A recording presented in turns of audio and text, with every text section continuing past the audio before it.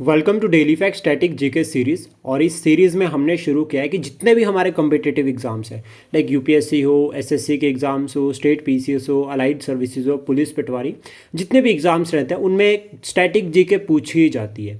Static GK को दो तरह से लिंक किया जाता है, एक तो आपके जनरल स्टडीज़ के सब्जेक्ट हो गए और सेकंड उसके बाद करंट अफेयर, जैसे फॉर एग्जांपल ऑर्गेनाइजेशंस, इवेंट्स या प्लेसेस न्यूज़ हो गया या मैप बेस्ड ज्योग्राफी हो गया, तो ये सभी स्टैटिक जीके में इंक्लूड होता है। तो हमारा टारगेट रहेगा, प्रीलिम्स के लिए हम स्टैटिक जीके को कवर कर रहे हैं, इसके रिगार्डिंग हमने एक सेपरेट प्लेलिस्ट बना रखी है, डेली फैक्ट पे आप चेक कर सकते हैं और साथ में सब्सक्राइब कर सकते हैं हमारे इनिशिएटिव को।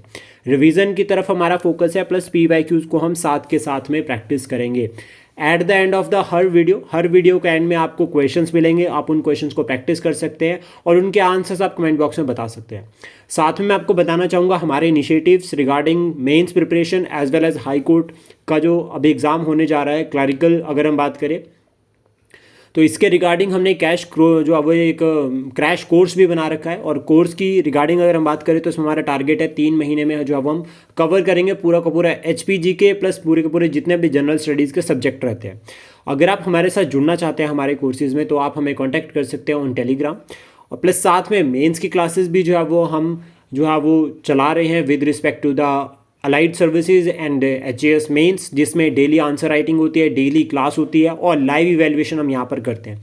द मोस्ट इंपॉर्टेंट पॉइंट कि हम हर रोज़ जो है वो लाइव इवैल्यूएशन करते हैं। जैसे कि अगर आपने कोई आज आंसर्स लिखने हैं देन अगर हम आज ही उसको चेक करेंगे तो कल अगर आप कोई आंसर लिख रहे हो तो जो गलती आपने आज करी वो आप कल नहीं करोगे, ये हमारा टारगेट है।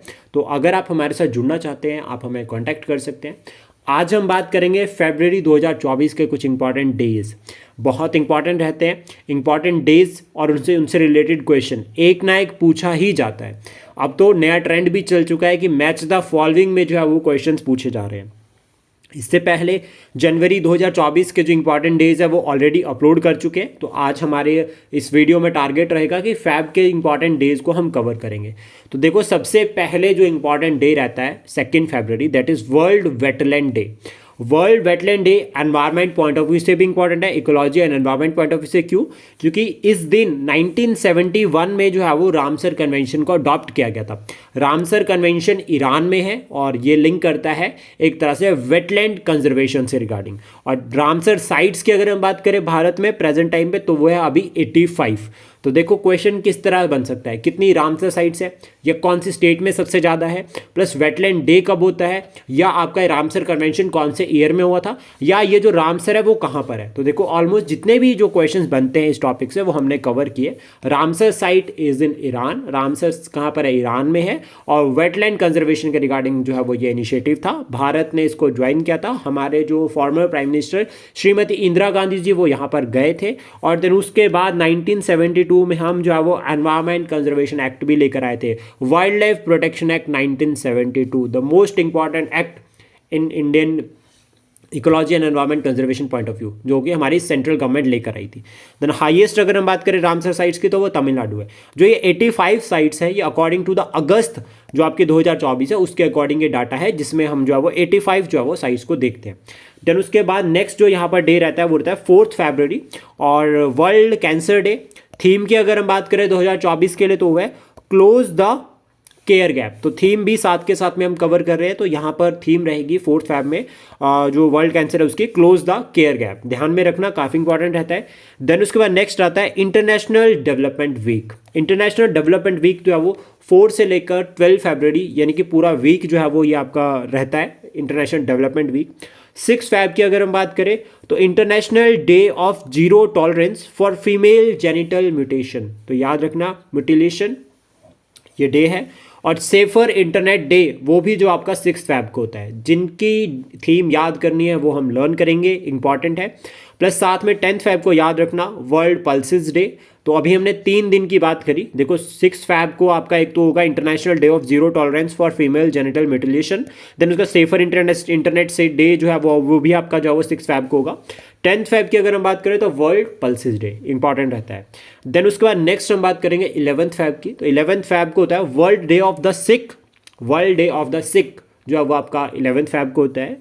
देन उसके बाद international day of women and girls in science, ये बहुत इंपॉर्टेंट रहता है, डे पूछा भी गया एग्जाम में एक बार। International day of women and girl in science.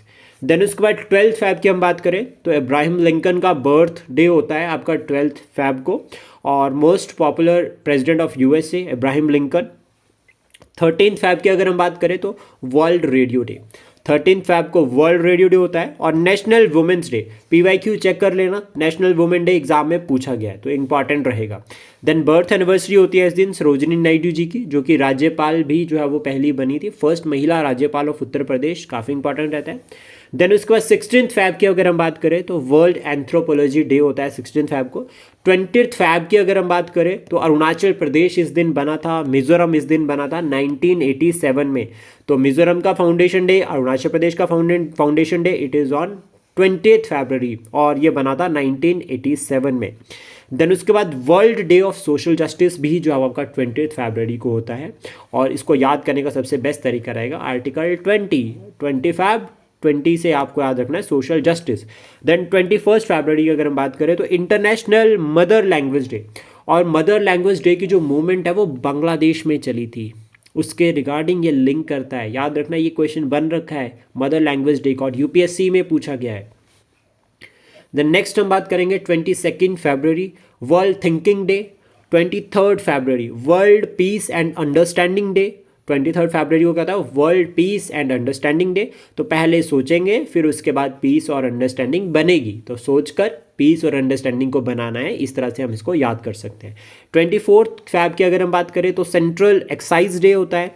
26 फरवरी की अगर हम बात करें तो वीर सावरकर जी की death anniversary. Veer Savarkar was the personality जिन्होंने कहा था रिवोल्ट ऑफ 1857 को फर्स्ट वॉर ऑफ इंडिपेंडेंस, तो ये इंपॉर्टेंट रहेगा काफ़ी। देन उसके बाद नेक्स्ट हम बात करें अगर तो 27 फरवरी को होता है वर्ल्ड एनजीओ डे। 28 फरवरी को जो है आपका नेशनल साइंस डे होता है, और नेशनल साइंस डे इंपॉर्टेंट याद रखना है हमें, 1928 से लिंक करेगा। 28 फरवरी 1928 रमन इफेक्ट की डिस्कवरी हुई थी इस दिन, और रमन जी को जो है वो नोबेल प्राइज़ भी मिला है पीस में 1930, Nobel prize in physics, not peace, Nobel prize in physics जो है वो उनको 1930 में मिल रखा है, इंपॉर्टेंट रहेगा। और कितने जो है वो भारतीय हैं जिनको नोबेल प्राइज़ मिल रखे हैं वो आप कमेंट बॉक्स में बता सकते हैं। प्लस एट द एंड आपको 2 क्वेश्चंस के आंसर करने हैं। पहला जो क्वेश्चन है वो रेयर डिजीज़ के रिगार्डिंग है, याद रखना कि रेयर डिजीज़ डे है, वो भी आपका 28 फ़ैब को होता है, और कौन से ईयर से इसको सेलिब्रेट करना है जो ऑब्जर्व करना शुरू किया, पहला क्वेश्चन। सेकंड क्वेश्चन का आंसर आपको करना है वो ये कि नेशनल एजुकेशन डे कब होता है। थर्ड क्वेश्चन का आंसर आपको करना है कि जो आपका वेटलैंड डे है वो कौन से ईयर में होता है। आई होप ये इन्फॉर्मेशन जो हमने आज डिस्कस की ये आपको एग्जाम के लिए हेल्प करेगी। जल्दी मिलते हैं मार्च के इंपॉर्टेंट डेज के साथ। Thank you, please support, share and subscribe daily fact.